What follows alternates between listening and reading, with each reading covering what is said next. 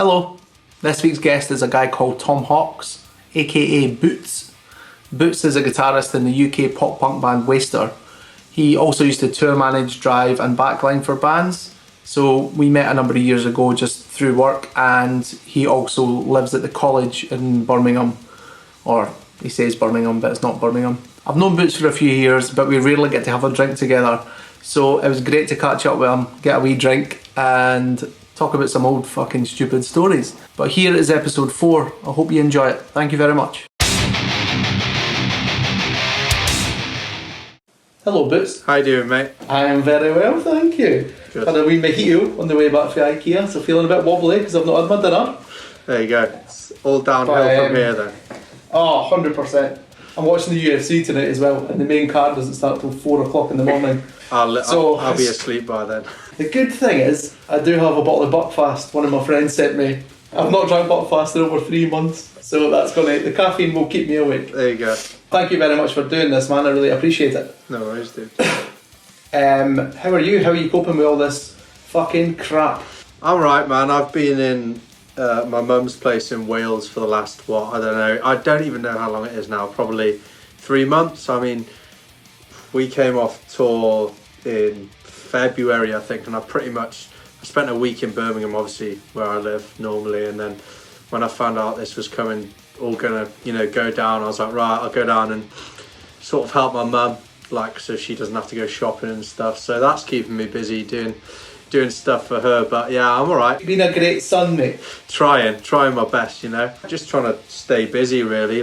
It's beautiful here. I can go for runs on the beach and stuff, but it's in the middle of nowhere and there's not really much going on. So I mean, not that I could do it anyway. I was just going to say, man, there's not much going on anyway. No, true. I was thinking earlier, I was like, how the fuck did I meet Boots? Because obviously I've known you for years, but I can't remember how I met you. It may have been through the college, or it may have been through you working for Beartooth or something. I actually couldn't remember, but it probably was the college, because I remember waking up many a times in whatever room, kitchen, bathroom, fucking wherever. A lot of people obviously that toured and have toured through the UK know a lot about what the college is and what they've done for a lot of bands, but a lot of people also have never heard of it. Can you tell me a wee bit about that and what it was all about? Are you still living there firstly? Yeah. So that's when I was in Birmingham. That's the place I refer to, even though it isn't Birmingham. But basically the college is, a lot of people refer to it as what do they call it? A broken down or something like that. But it's a disused college. So it used to be a school and then it turned into the college. It closed down because kids weren't getting good enough grades. And it's basically one of these guardian scheme things where, rather than the council putting in a security team to stop squatters and stuff, they'll put some people like to call as legal squatters, so this company comes in, they'll be like, listen, we'll secure your premises by occupying it. So it's like security by occupation, as you know, because you've been there and loads of others know, but whoever doesn't, we basically live in old college classrooms. Obviously my bedroom is the old common room, I think. Your bedroom is the fucking one, man. Yeah. It's fucking huge. But I mean, because obviously Chris Lanterns, him and I have always wanted to be able to live somewhere where we could sort of repay the favour of people putting us up, because we've been in bands together, or we're in bands together for years, and people like the Dixons have been putting us up for so many years. We were we'd love to be able to sort of do that for bands as well. So when we found the college almost 5 years ago, it was oh my god, we're really excited to be able to put bands up. And that's sort of why we started that band pads thing. I mean, it's not so active anymore. I started that group whilst I was still living in Wales before the college existed, and the idea of that was that I know there was already a European version of it which Odette runs, but obviously you post your tour poster in there, this many people need a place to stay in this city, and then everyone sort of comments, I can put you up, or I know someone that can put you up, So having band pads and the college, when they came together, it was sort of became the HQ of it. Definitely, that's what I was going to say, man. It definitely seemed that way. The amount of bands that I've been with or whatever, and smaller bands that are touring and don't have a budget for hotels or whatever, they're oh, we're staying at the college, and I'm fucking yes, man, because if I'm just driving them and not tour managing or whatever, Yeah. I've never asked. I'm just like, they've said it's taken care of, so I'm not bothered. Yeah. And then I stayed at the college, and every tour ended up probably me being at your house. So I it was remember fucking one amazing. day I walked into my kitchen to make a cup of tea. I don't know what band you were with, and you were just sleeping literally in the kitchen. I was like, Kaz, and you were like half asleep, like just sort of like, oh, like the roots. Great accent. Aye, perfect. Nailed it, mate. Nailed it. Firstly, that's great that you have done that, and I know how much band yous have helped out. And like the Dixons are fucking legends already. Anybody that tours fucking knows who they are. And the college and you guys have became that as well, man, for the touring crew. It's it's fucking amazing. So thank you for that massively. It's good to help people out, man. For sure. But then I was thinking about stories or something times that we've had together, and the one that springs to mind is Bratislava. So I was my side of the story. I'll let you finish this story because it ends with, you know what it ends with. I'll let you finish it. But the start of the story for me was I was working like 4 tours back to back, and this was the last tour for me, and like some like 70 days or 80 days or something. And we'd done 2 shows in Russia, then we flew into Poland for 3 days off for some, it doesn't matter, I don't know why this happened. Yeah. And then we then went to Vienna, and I'd spent so much time with the band on days off, and they were heavy drinkers, and I had to try and keep them together, and I'd spent so much time with them on those days off that I was like, really don't want to spend another day off like dealing with this. So I seen that Beartooth were playing in Bratislava, so I posted on my Facebook, do I know anybody out of the fucking blue, do I know anybody in Vienna that's driving to Bratislava to the Beartooth show? And then you fucking messaged, you're like, I'm TN and Drashboat, we've got a space in the van. I was like, no fucking way, this is amazing. So got an Uber to you, jumped in the van, didn't know the Trashboat guys, so it was fucking amazing that they were up for having a random in the van. Obviously we got there, I spent the whole day in the venue just having a drink with Cam. That was pretty much it. The show finished, and you then drove back to Vienna and took me with you, and that's when this happened. And I'll let you finish that because I want to hear it from the way your mind worked on the way back. I mean, yeah, so like for me, the part that you just said, I just want to like reiterate the fact that I'd never been to Vienna before, and to wake up in Vienna and not know anyone in Vienna, and the first thing on my Facebook to see is anyone driving from Vienna to Bratislava, and I was just like, yeah. Like, I actually am. Yeah, I was like, I'm like as if. So I was like, yeah. But so just reiterating how weird that was. That whole situation. The fact we had no idea each other were there, you know. But so yeah, we were on the way back, did the show. You were sitting up front with me. Yep. And I was following my sat nav. Obviously, in mainland Europe, they drive on the different side of the road to us, and you know I was totally used to that by now. I'd done a few European tours, and we're just driving away, just nattering or whatever. And we coming up to this bridge, and the sat nav said "bear left," pitch black, night, no cars around. I was like, okay, bear left. So bear left, driving down, and then I was like, I was just carrying on, oblivious. And you're like, hey, Boots, I think there's something wrong here, pal. And I was like, oh, shit. And I looked up and started seeing red X's on the signs. I was like, oh, fucking, you're like, I think you're on the wrong side of the road. And I was like, oh, I just couldn't believe it. I was like, oh.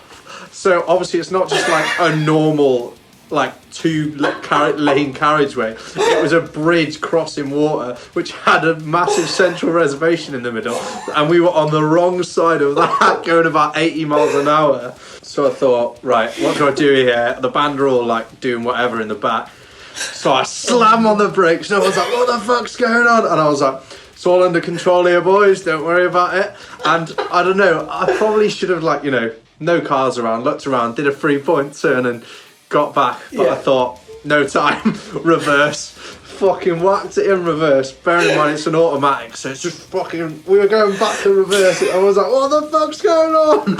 And eventually got to a little fucking partition and got off and carried on, but oh my fucking god. It was, I don't know, man, there was just loads of fucking shit going through my head within those 2 minutes, man. It probably was only a couple of minutes as well, wasn't it? But it seemed like, oh my god, I don't know, it was just, I It seemed didn't like really. forever. There's just adrenaline kicked in. I was like, right, no one worry, we're gonna sort it out. I'll reverse back to Bratislava. That's what I'll do. I can't believe I just reversed about 50 miles an hour.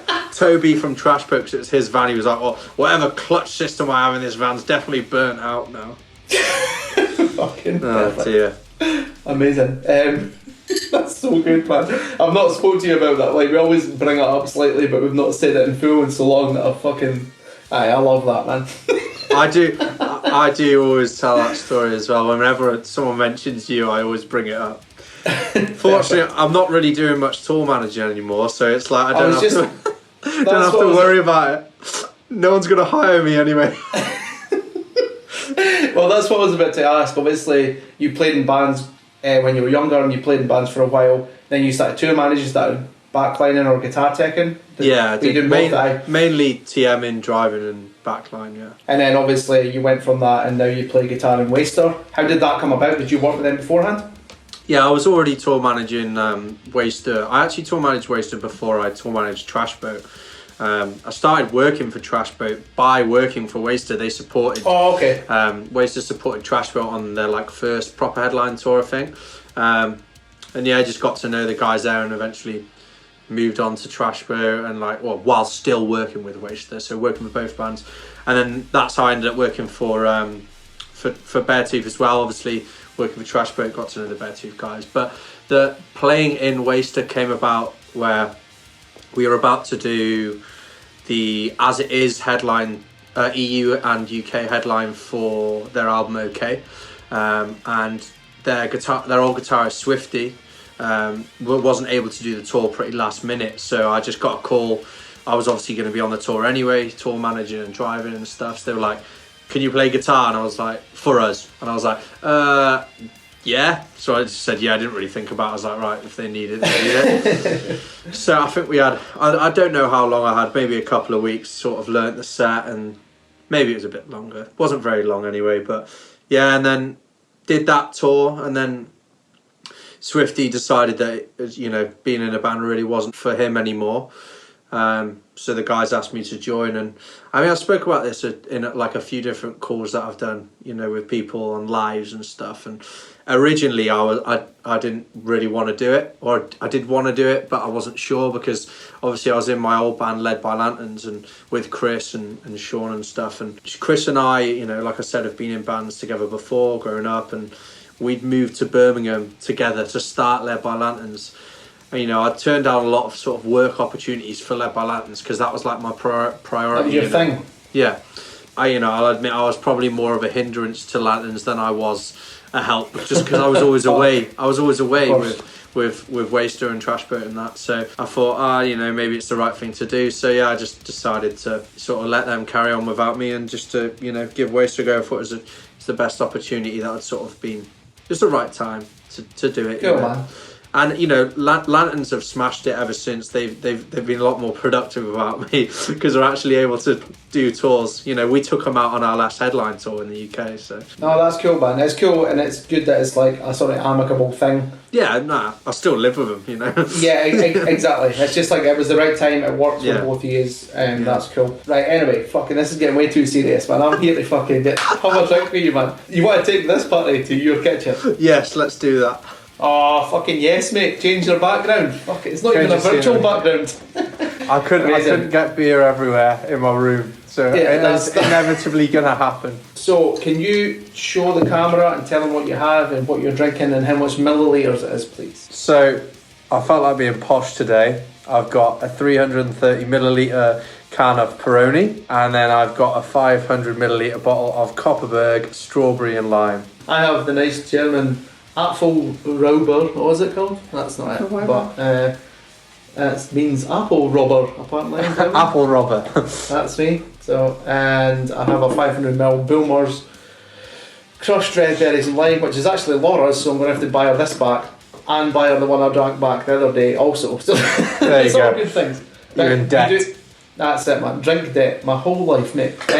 Do you have a knife or a key to do your shotgun? Got a knife. And I've already seen your straw. So what we'll do, man, my trusty assistant will have the timer, and she can see the screen, so she will start the timer as soon as I say shotgun, and then she will stop the timer for you as soon as you hit the bottle on the table. All right. Right. So the whole plan is nothing's to be opened, nothing's to be touched. You have to have your hands in the air, and I will count 3, 2, 1. Shotgun. When I say shotgun, you're racing against me initially, but you're basically placing on the scoreboard. You're racing to get the fastest time on the scoreboard. Okay. Do you want to know what you're up against, or do you not want the pressure and just do it? No, go on then. Go on, tell me. So as long as you get faster than 1 minute 11, you're doing not last. But Not the first place, not last. First place is 45 seconds. Okay, I'm a rookie shotgunner, so it's fine, mate. We'll see how it goes. It's honestly, man, it is way harder than it seemed in my head when I had the idea to do this. Because like we've all shotgunned, we've all fucking torpedoed, and I was like, like you do it against each other. It's like got the pressure of a timer. It's got there's loads of different wee pressures on it. So yeah. And then obviously the amount of alcohol or the amount of liquid your body's consuming in that amount of seconds is not fine. So anyway, man, I'll shut my fucking face and we'll go for it. So put your hands up, man, so I can see them. You ready? I'm gonna get soaked there. Alright, good? Yeah. 3, 2, 1, job done.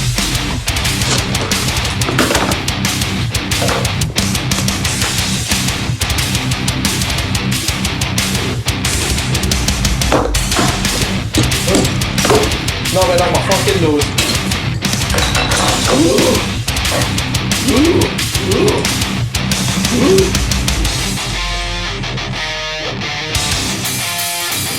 The score's fucked. No, my score's fucked. Nah. I'm done.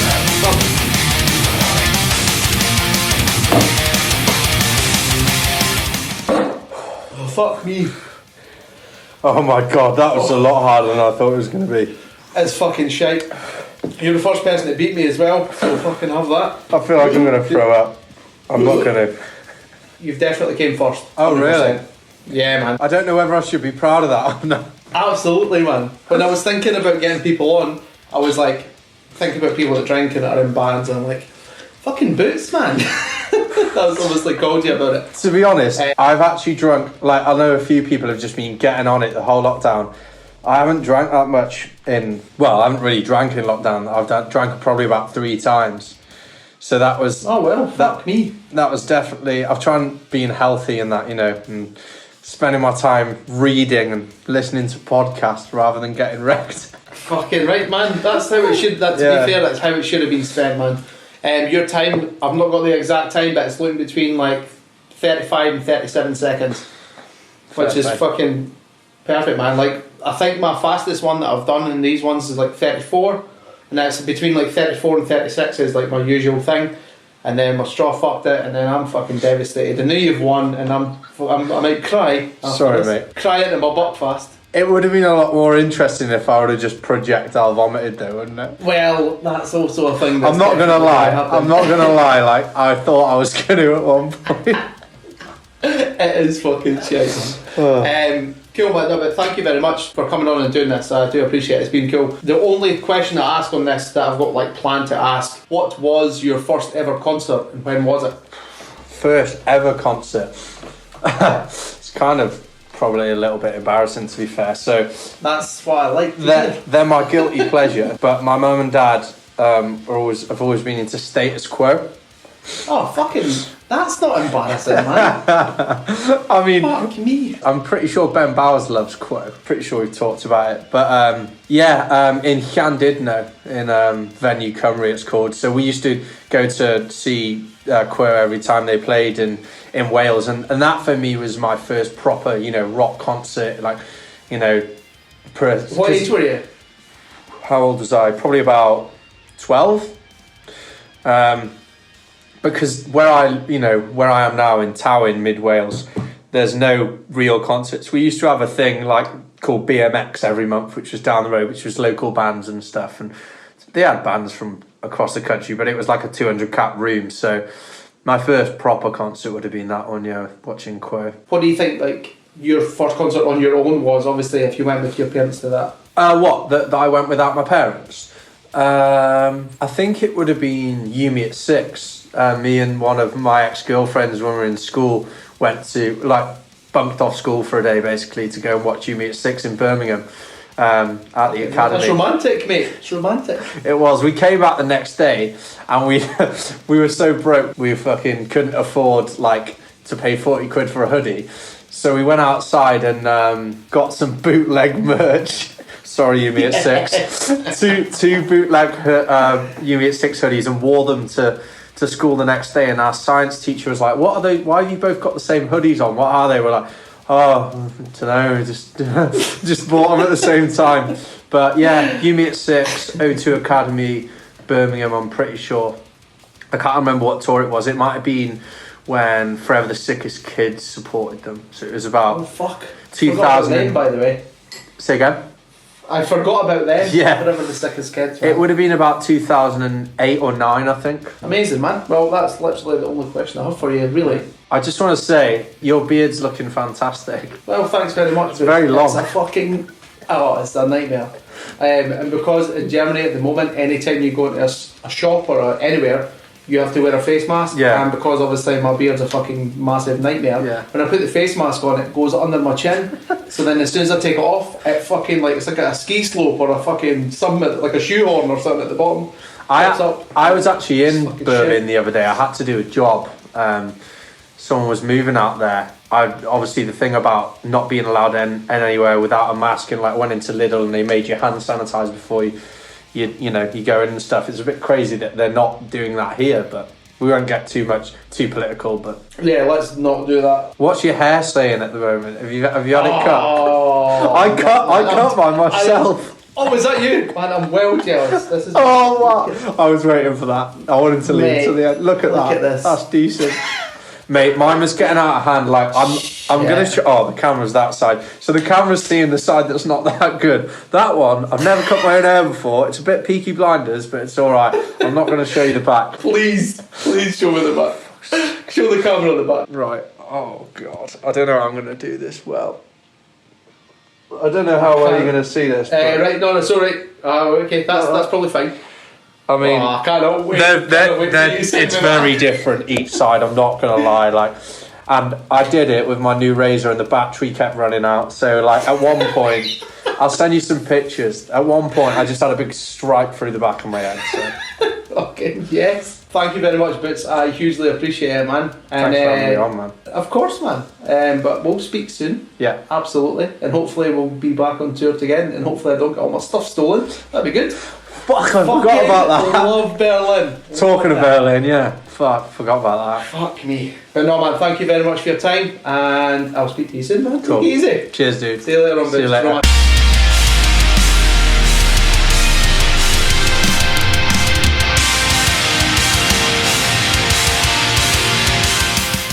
Hope you enjoyed that episode. Next week's guest is a girl called Michaela Delgado. She sings in the Australian pop punk band Yours Truly. She had came onto this without shotgunning or strawpedo in a drink, so it was great that her first attempt was caught on camera. Hope to see you next week. Take it easy.